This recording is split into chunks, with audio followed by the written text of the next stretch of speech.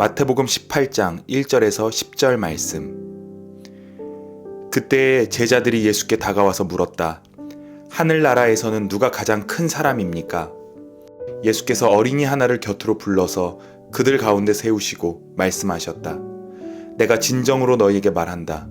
너희가 돌이켜서 어린아이들과 같이 되지 않으면 절대로 하늘나라에 들어가지 못할 것이다. 그러므로 누구든지 이 어린아이와 같이 자기를 낮추는 사람이 하늘나라에서는 가장 큰 사람이다. 또 누구든지 내 이름으로 이런 어린아이 하나를 영접하면 나를 영접하는 것이다. 나를 믿는 이 작은 사람 가운데서 하나라도 걸려 넘어지게 하는 사람은 누구라도 차라리 그 목에 큰 맷돌을 달고 깊은 바다에 빠지는 편이 낫다.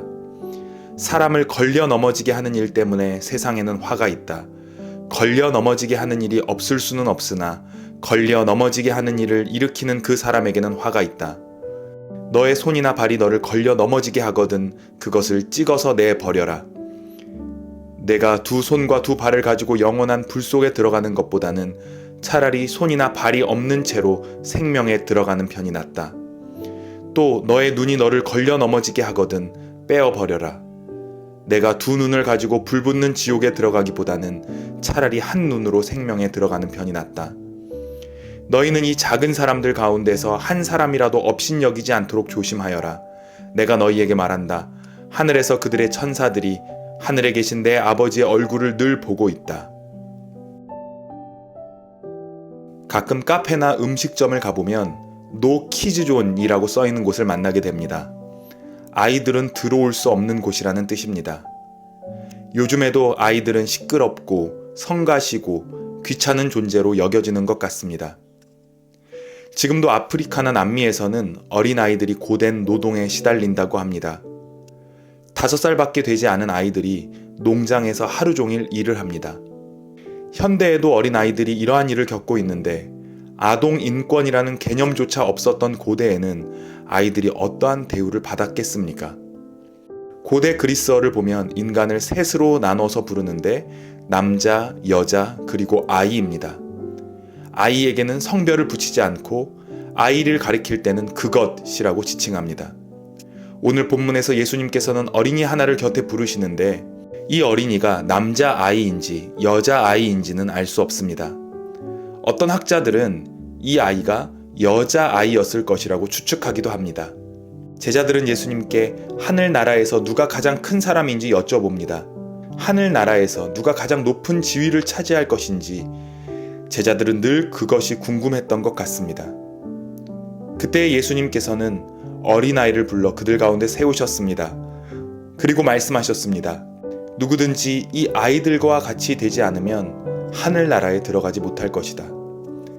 아이처럼 자신을 낮추는 사람이 하늘나라에서 큰 사람이 될 것이고 이 어린아이를 환대하는 사람은 곧 나를 환대하는 것이다. 예수님께서는 다시 한번 제자들의 생각을 뒤집어 엎으십니다. 베드로처럼 위대한 신앙의 고백을 하거나 다른 제자들처럼 예수님의 이름으로 귀신을 내쫓은 이들이 하늘나라에서 높은 자리에 앉는 것이 아니라 어린아이, 모두가 성가시게 생각하고 귀찮은 존재로 여기는 그 작은 자가 하늘나라에서 큰 자가 될 것이라고 말씀하시는 것입니다. 초대교회가 짧은 순간에 폭발적으로 성장할 수 있었던 비결은 당시 사회에서 소외되었던 사람들, 여성, 어린아이, 과부, 장애인들을 환대했기 때문입니다. 단순히 그들을 돕고 섬기는 것을 넘어 그들을 공동체에 주신 하나님의 선물로 여기고 한 가족처럼 지냈습니다. 이것은 사람을 계급으로 구분했던 당시 사회에서 혁명과도 같은 일이었습니다. 그렇게 초대교회 성도들은 하나님의 나라를 드러냈습니다. 오늘 우리 교회는 어떨까요?